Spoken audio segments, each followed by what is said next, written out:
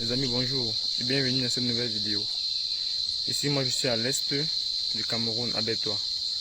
Voilà, plus précisément où là? À Tardoum, dans l'arrondissement de Mandjoum. Ok, plus précisément à Tardoum, mais dans l'arrondissement de Mandjoum, à Bétois. Voilà, donc on va faire un tour. Vous allez voir un peu comment les Camerounais, parce que c'est au Cameroun, les Camerounais ne dorment pas, comment ils travaillent tous les jours pour améliorer les conditions de tout le pays. Vous voyez les amis, voilà, nous sommes sur 60 hectares ici et on va faire un tour, mais les 60 hectares ne sont pas exploités. On a à peine peut-être 15 hectares qui sont exploités.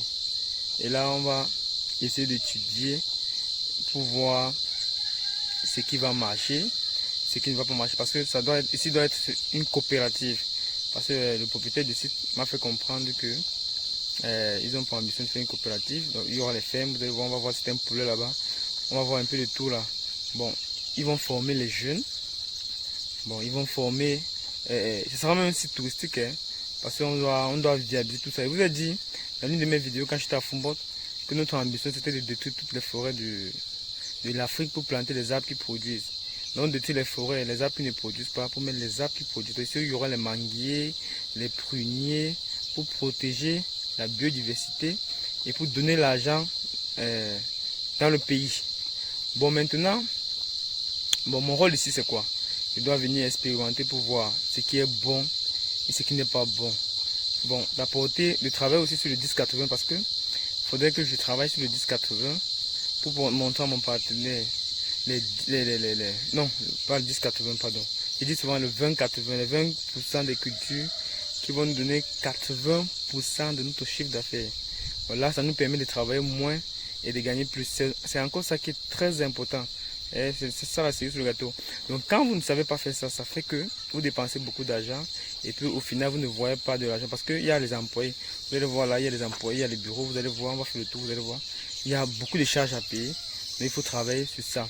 Donc on doit prendre du temps pour apporter une solution de court terme, de moyen terme et de long terme à notre partenaire, les amis. Donc ensemble vous allez voir la vidéo et vous allez essayer d'apprécier. Merci. Bon les amis, on va faire le tour de la plantation. Vous allez voir ici là, je suis là ici sur monsieur Serge. Il va un peu, puisque j'ai vu ces papayers ici, ça m'a un peu sidéré. Vous voyez, et là il m'a, puisque franchement j'avais pas encore vu ça physiquement, sans toutefois vous mentir, je voyais seulement ça très très loin, mais c'est devant moi. Donc du coup Serge va nous expliquer comment il pense de ça. Il va nous dire d'où ça sort et quels sont ses projets avec ça. Parce que quand je vois ça, franchement, on doit multiplier ça. Moi, j'ai pensé à multiplier, d'avoir donc beaucoup de semences pour qu'on puisse avoir des vastes plantations comme ça avec le papaye golden. Bonjour, monsieur Serge. Oui, bonjour, monsieur Franck. Voilà, et pardon, est-ce que vous pouvez m'aider à expliquer à mes abonnés comment est-ce que, parce que moi, je suis étonné de voir les papayes avec la couleur jaune qui n'est pas encore mûr, parce que nous on sait que ça veut dire que quand on voit la papaye, on voit comme cela, n'est-ce pas, on voit que c'est vert, voilà, mais ceci là, comme c'est jaune là, est-ce que vous pouvez nous expliquer comment ça se passe? Oui, bon, ici nous sommes en présence des papayers golden.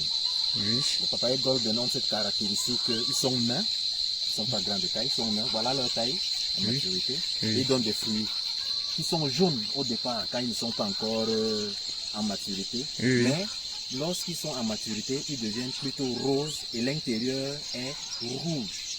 Il devient rouge. Oui. Et l'intérieur est rouge. Rouge, oui. Voilà un peu les caractéristiques de la papaye golden. Mais ici, dans le cadre expérimental, vous voyez qu'il y a des rondes. Oui. Et il y a aussi des longues. Des longues, tout ça, ça dépend des spécificités des golden. Oui. Donc vous pouvez avoir des golden qui sont rondes. Approchez la vidéo, s'il vous plaît. Là, vous avez une golden qui est ronde. Oui. Oui, la papaye est ronde et petit détail. Petit détail. Ici, vous avez plutôt une golden qui a des caractéristiques longues. Longues. Vous voyez? Oui. Vous voyez les longues. Je vois.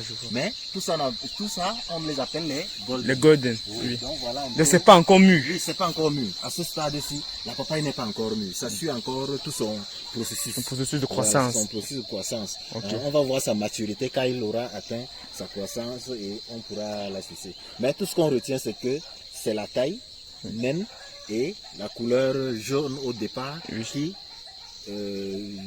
n'est-ce pas, devient rose à maturité. C'est ce qu'on peut retenir de la... Donc ça veut dire qu'on doit donc multiplier ça. Voilà, oui. Quand vous voulez donc faire ça en intensif, vous pouvez multiplier les semences, les pépins, les faire germer. Et c'est sucré, c'est sucré. Oui, très sucré et très appétissant.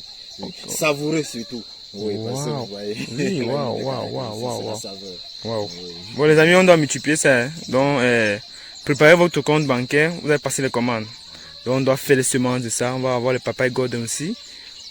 Beaucoup, si ça vous dit les amis. Ok.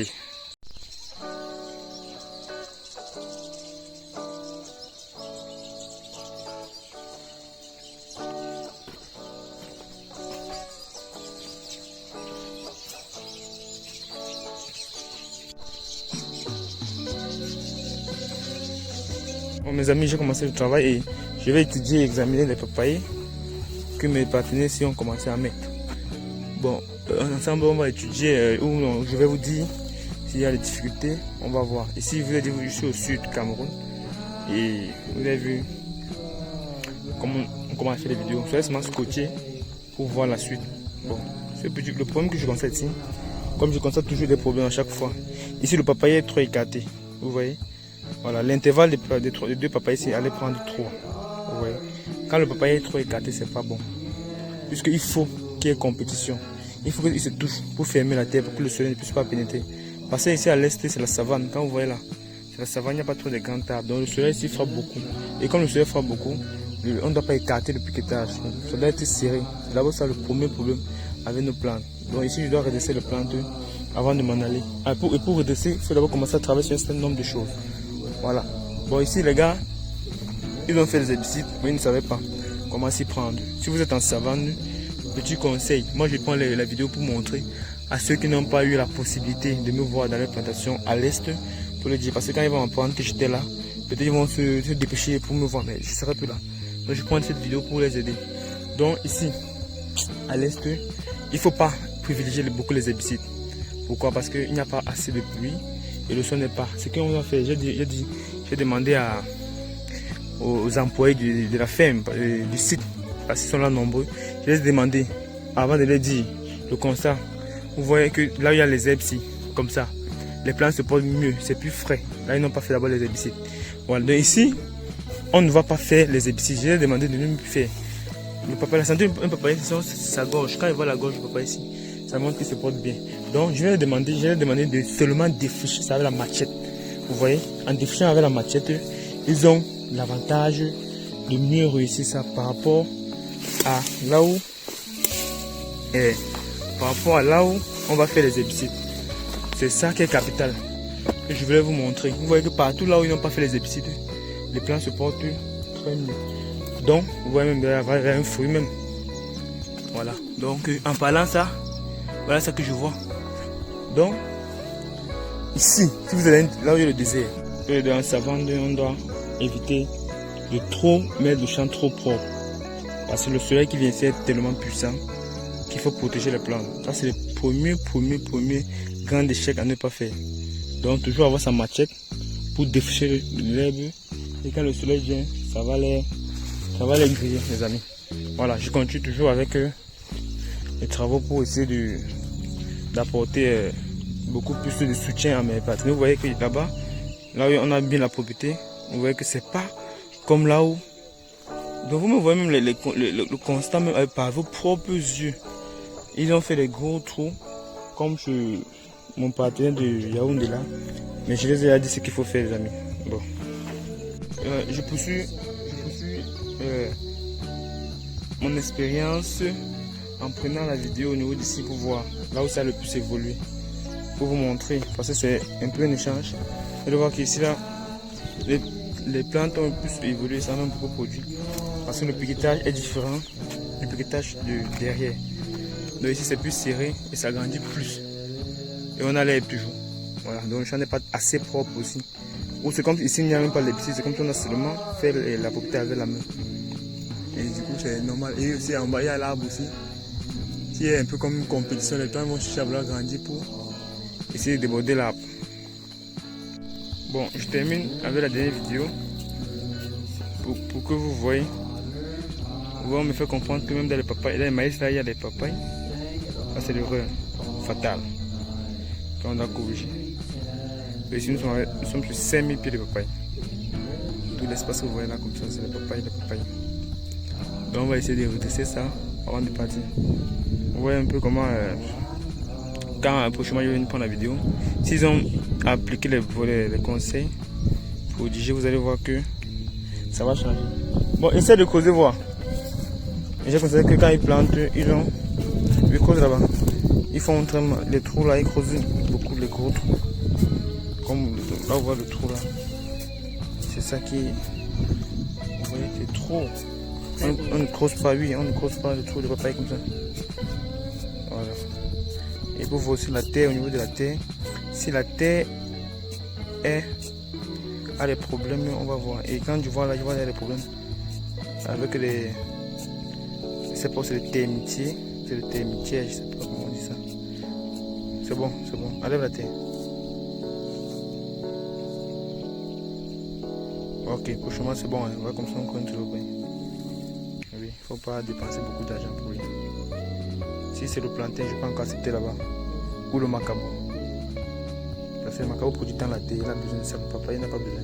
Sa racine pivotante va jusqu'à 1 mètre, 1 mètre ou 2 mètres. Donc il va se battre. Là-bas ça le surcharge plutôt. Ouais, un peu. Sauf si vous allez remplir la terre par la fiente. Là c'est mieux. Mais si vous n'avez pas rempli la terre par de la fiente, je ne vois pas trop son rôle. Vous voyez un peu. Voilà. Alors, les amis, je pense que la vidéo de la papaye doit tirer à sa fin. Hein. Vous avez aussi vu. Et vous devez avoir les informations.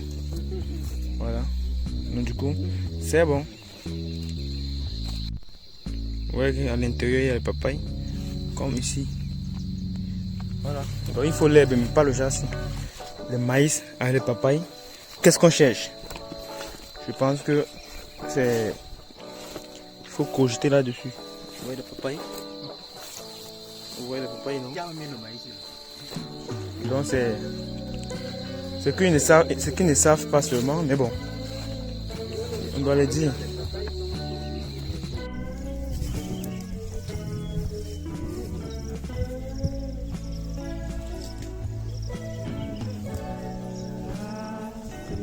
Bon, ici, nous sommes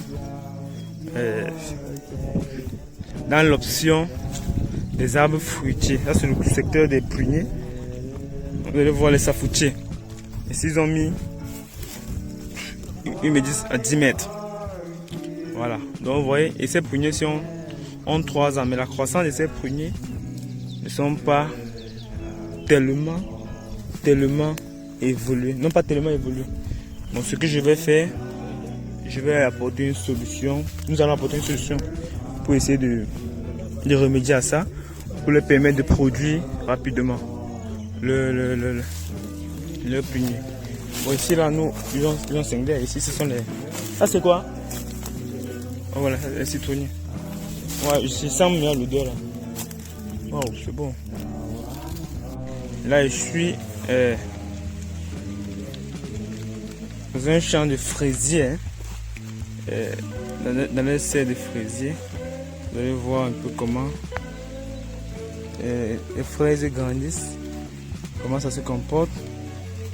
C'est comme si je vais aussi j'aurai la chance de goûter un fraisier, non, une fraise made in Cameroun, les amis. Voilà, made in Cameroun.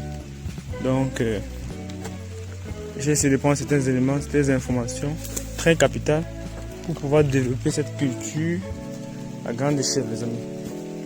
À grande échelle. Waouh! Ça, c'est une fraise qui est mûre. Hein?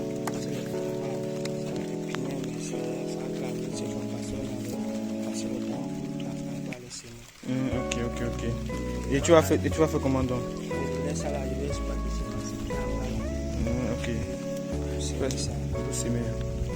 D'accord, ça c'est bien. Attends, je coupe. Laisse-moi couper moi-même. J'ai envie de couper moi-même. Comme ça, quand je veux couper, je vais dire que j'ai coupé aussi une fraise. Voilà. Baba Green, non? Voilà, Baba Green, les amis, c'est ça. Baba Green, c'est bien, hein? C'est un très bon nom. Voilà, les amis, j'ai coupé. Oh, j'ai touché. Faut bien voir. Les amis, j'ai coupé une fraise. C'est un peu touché, dommage, mais bon. On va sucer ça comme ça. Très joli, j'aime la couleur de ça, hein. La couleur qui m'intéresse le plus. Très important de pouvoir goûter les produits de notre terroir. Je pense qu'il y a encore une fraise qui est mise ici. Voilà, ceci. Je vois pas très bien ce qui est bien mis. Je sais bien mis. Ok, voilà, c'est bon. On peut laisser comme ça. Hein. Faut pas que je diminue ta production. Mais comment tu suces? Est-ce que tu as lavé?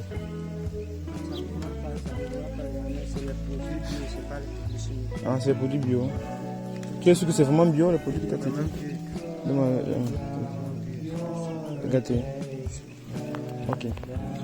Tu vois que c'est bio. Mais c'est préférence, il faut laver, hein, de préférence. Hein. On ne sait jamais. Hein. Voilà, on ne sait jamais. C'est bio, mais bon. La terre aussi, bon, ok. D'accord. Bon les amis, je pense que notre vidéo va s'arrêter ici. Et à une autre vidéo. Toujours comme tant d'autres. Sur un autre rendez-vous. Vous connaissez la suite, non? Vous connaissez la routine.